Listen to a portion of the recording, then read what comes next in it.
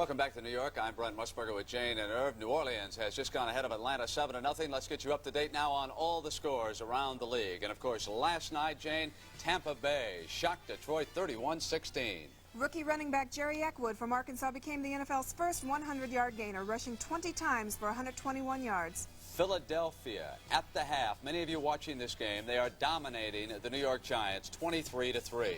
Jaworski with 2 touchdown passes to Harold Carmichael, who's caught a pass in his 97th consecutive game. And the other game, the rest of the audience watching along the Pacific, San Francisco leading Minnesota by 6. And that's 2 field goals by Ray Wersching. And in a game beset with television problems, Washington leading Houston 17-6 at the half. We understand that in that game, the truck has lost power. Fans in Washington and Houston unable to see it. Those in Houston perhaps glad they are not watching it. Buffalo, meanwhile, is ahead of Miami by a score of 7-0. Charles Rome's 76-yard run was on a recovery of a blocked field goal. And the score I just gave you, New Orleans 7, Atlanta 0, as Erxleben, the rookie, adds the extra point. Meanwhile, Dallas and St. Louis, the Cowboys, up by 3. 38-yard field goal, Rafael Septien. Green Bay and Chicago in Soldier Field, they are scoreless in the first period. And another game just underway, also scoreless, Baltimore and Kansas City, first period action. There's been a lot of talk during the offseason about the controversy concerning the Los Angeles Rams front office since the death of Carroll Rosenbloom. Brent has been watching that situation very closely out on the West Coast, and here's his report. Carroll Rosenbloom's will stipulated that his wife, Georgia, would receive 70% of the football team, while Carroll's son, by an earlier marriage, Steve, would receive only 6%. That surprised many because Steve had been operating the Rams. It wasn't necessarily a surprise because I had discussed it a little bit with my father. He had with me. The reasons are, they're varied. I mean, some of it had to do with some tax implications. He wanted Georgia certainly to have the prestige of owning the franchise, and he knew that I didn't care whether I owned any of it or all of it or whatever. Georgia and her advisors quickly soured on Steve's management, though, and she turned toward a longtime Ram executive, Don Klosterman. He'd recently been forced into the background by Steve. Los Angeles newspapers said that the final straw came when Steve left a note in a mailbox demoting Klosterman. Steve Rosenbloom says that's not true. I was fired on a Thursday. They had been meeting almost a week to determine my fate. I knew that when I went to New England. They were all aware of it before Don even got that note. That note, despite what people say, did not fire him. I like Don too. Our problem has been communication, which is a key. There's no secrets to success in this business. It's hard work and it's communication. It's a very difficult thing to define philosophy. There's certain ways of doing things, and we didn't agree on the way things should be done. What I tried to do was to do my job. What I had talked to Georgia about a number of times, since this is brand new to her, was for her to come along, as my father always used to say, make hay slowly, for her to come in, go through and begin the learning process. But she felt the urgency to come right in and start from the top, and I was fired because we have a difference in philosophy. I guess it's probably the hardest thing I ever had to do. The hardest, because I love him, you know. Steve, what would Carroll Rosenbloom think of what's gone on?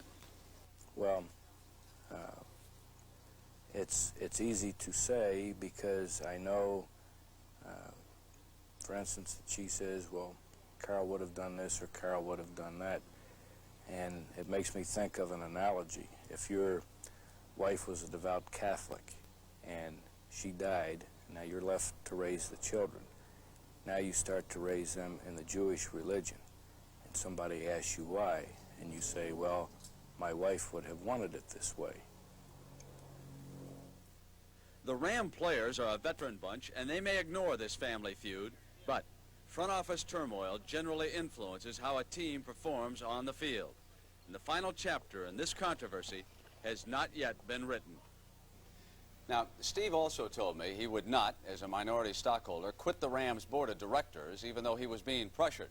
And I want to clarify those two interviews so that no one thinks there was any distortion at all.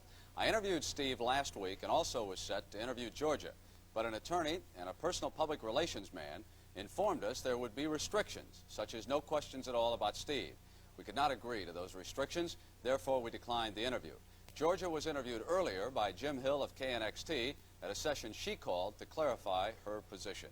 And the NFL Today will continue on CBS after these messages from your local station.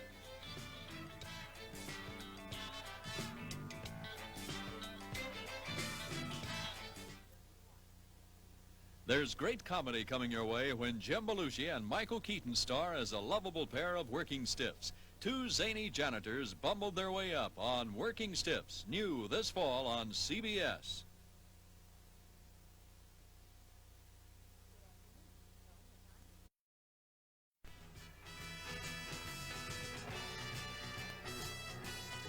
Archie Manning has just struck again, hitting West Chandler, and now the Saints are ahead of Atlanta by 13-0. Fans in Washington and Houston again watching that game. Let's turn our attention now to highlights of the Giants and the Eagles and how that game turned in the first half.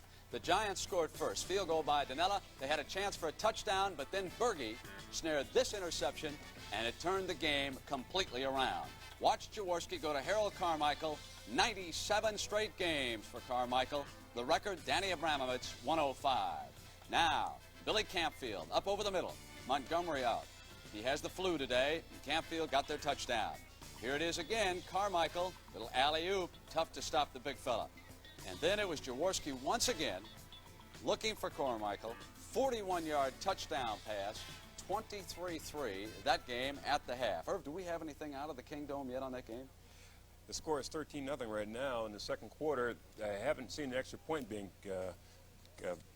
kicked yet, but Atlanta, of course, New Orleans always go head-to-head when they meet, and sparks really fly. Archie Manning's had a pretty good day. He hit West Chandler early in the first quarter for a touchdown, to set up the first touchdown, and we'll see that play right here.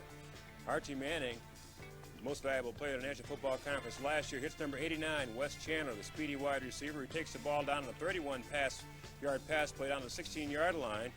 And after that, they cashed it with Ike Harris catching a touchdown pass, 7-0. They came back later, Archie Manning to West Chandler, and they now lead 14-0 in the second quarter.